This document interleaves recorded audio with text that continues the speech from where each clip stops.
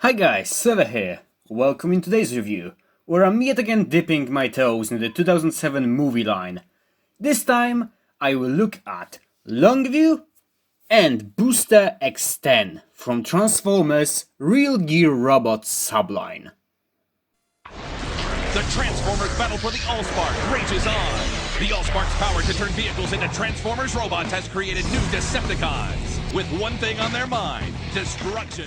So, according to Hasbro, all of the toys released in this toy line represent characters that are Allspark mutations. A concept introduced in the 2007 movie, where those mutants were normal machines turned into wild and angry Cybertronians when the Allspark comes in contact with any of Earth's technology. But there is a little plot hole. Some of the Real Gear robots are Autobots. And in the movie, it was said that only Decepticons are made from the Allspark, since all of Earth's technology is reverse engineered from Megatron. Maybe some of the mutations were more sentient than other ones? That's why they willingly decided their sides of the conflict? And they formed the Real Gear Robots sub-teams. I don't know, I'm just wondering. Imagine how awkward it would be for an Autobot to come from a batch of Decepticon mutations.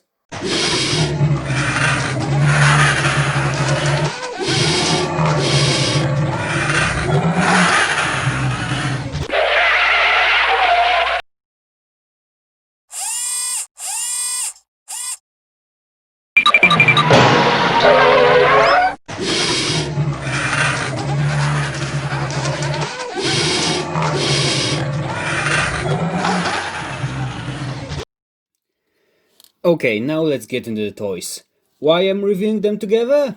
Well, Booster is one of my few Transformers that survived the whole "I'm not playing with toys, I'm way too old for them" phase I had in my childhood, while Longview... I don't know, I just want to make this video longer to get some of those YouTube clicks. Don't forget to like, subscribe, all of the stuff below. Now, to the personality section. Man, I miss when the toy-only characters had whole bios, taglines, and... never mind, let's just go. Booster X10. Tagline? Download, distribute, destroy. Booster X10 loves psychological warfare with the use of audio signals. Manipulating sounds is his specialty. He can record, playback, and edit sound waves that are still in the air. He finds confusing others with garbled sounds in a conversation comedic. His favorite way to spend free time is changing the sounds of emergency vehicles into random sounds like barking of a dog. Longview. Tagline? Observe, anticipate, defend. Longview has great optic sensors that, combined with his special quantum processor, gives him ability to calculate any outcome within seconds. Sometimes it seems that his sight is so good he can look into the future. Optimus uses his skills to keep an eye on the Decepticons. Both of those toys were released in the year 2007 in something that was like around the basic class of toys. And the small size was explained and advertised as those characters being in 1:1 scale. Booster X10's robot mode is a mechanical bird. That's a clear reference to the G1 Laserbeak. This fig is kinda weird. He has gigantic wings that are formed by the shell of his old mode, with translucent orange feathers, red tail, and a small black pair of claws. As a kid, I really liked this toy. Like, he and the other Real Gear robots were released as a subline of the 2007 movie, but they don't feel like the movie toys. It's like they were designed for a totally different toy line.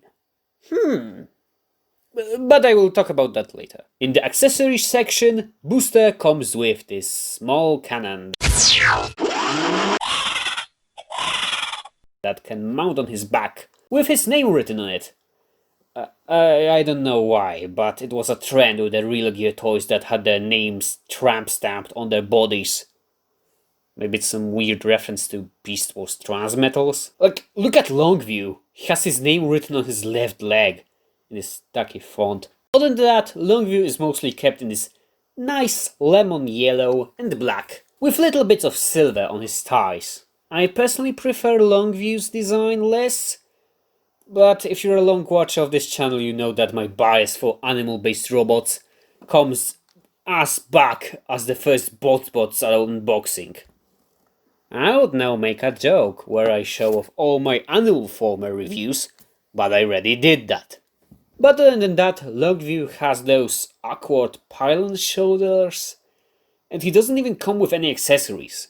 Even if he did, he wouldn't be able to hold them in his hands. At least I can say that the back of his bowl head has some nice light piping, but first need to move it a little since this gigantic black piece of plastic covers the clear part. Talking about articulation, Booster can rotate his neck, his wings are on a hinge, but that's a pretty old translucent plastic, so I would suggest being careful with that. His inner clear feathers are also hinged, but for some reason one pair is much looser than the other. And if my memory is correct, it was this way since I unboxed him back in 2007. You can kinda move his tail, but that hinge is more for the transformation. His bird feet are mounted on a ball joint, and they can bend in the knee and a hinge in the foot. Longview's articulation though is pretty standard. Head is mounted on a ball joint, that's a little limited. Arms are ball jointed and can bend in the elbow. Legs can move forward, backward, and to the side, rotate in the thigh, bend in the knee, and thanks to his transformation, he has some movement in his foot. Okay, so let's finish off the robot modes by comparing them to Titan's Return Rewind, Siege Refractor, Kamen Rider Ghost Cobra Phone, and my boy Magazine Bumblebee. Now let's get into the alt modes. Booster transforms into a fictional MP3 player, while his gun transforms into a Bluetooth headset. While Longview transforms into a miniature pair of binoculars. I would like to say that they are non-functioning ones, but technically if you manage to shine some light through the eyepiece, you maybe will see something, but good luck with that since the clear plastics makes any picture blurry. Thank God we have this view screen that we can flip up, so let's see who Longview is spying on. And it's Cybertron Crumplezel? But this is a movie toy. Why is he looking at a character from Cybertron? That's like the wrong dimension or something.